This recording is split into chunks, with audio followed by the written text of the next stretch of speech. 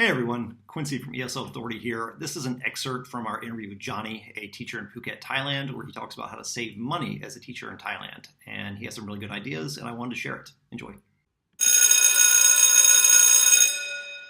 Being that Thailand is, number one, an affordable place to live, but on the flip side, their salaries aren't as high as maybe Korea or China. What are some ways to save money there, or does no one save money and everyone just kind of lives check to check?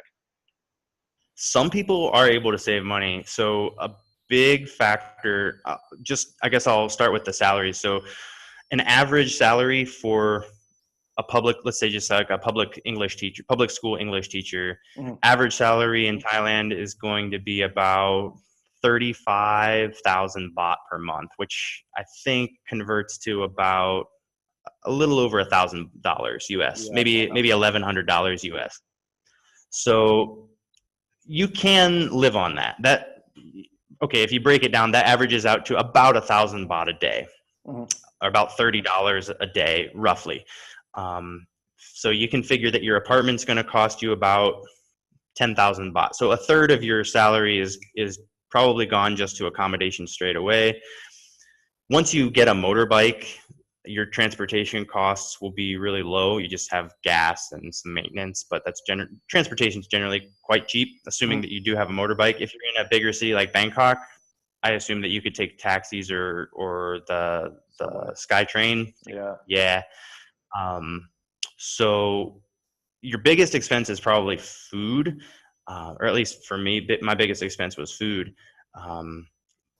This is where there's tons of variability from one person to the next. So if you eat street food, you will spend very little money on food. Like a good street food meal could be 50 baht, which is like $1.50. So if you eat street pad thai every day, which is fantastic, and I did that probably hundreds of times. It's awesome. It's cheap. Sometimes if you're with friends or if you're taking out a date or something, you don't necessarily want to eat street food. You're going to go to a nicer restaurant. That's where you're going to spend your money. Drinking adds up very fast. So beers, mixed drinks, and bars gets pretty expensive pretty fast. So again, that's all personal preference. Like if you're a big drinker, your money's going to go fast.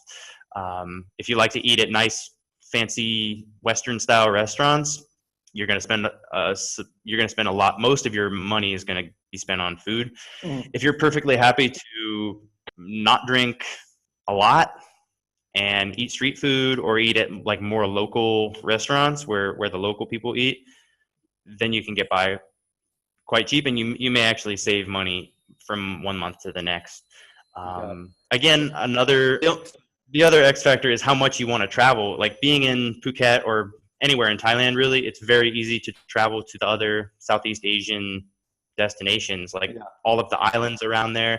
And so I was doing a trip to, let's say, Koh Samui or Phi Phi Island, or all these different destinations, maybe once a month, and that's going to cost a little bit of money. It's not terribly expensive, but it is an expense.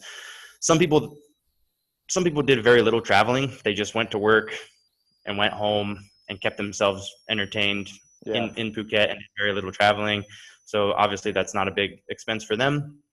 But if you're like me and you like to do a lot of weekend trips, that's going to factor into your budget, of course.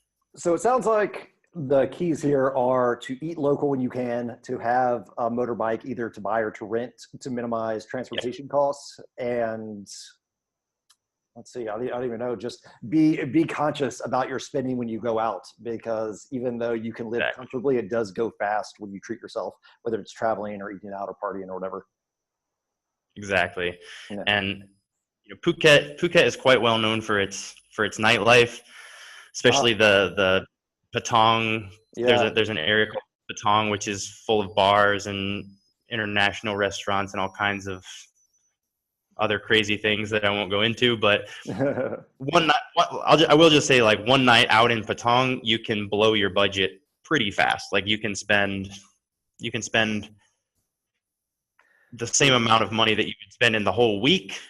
Let's say just eating local food, you could spend that in one night in Patong. So you can do it. You can still do it and be fine, but you just gotta Be smart about do it, I guess, sparingly. Yeah. Yeah. And be smart about it.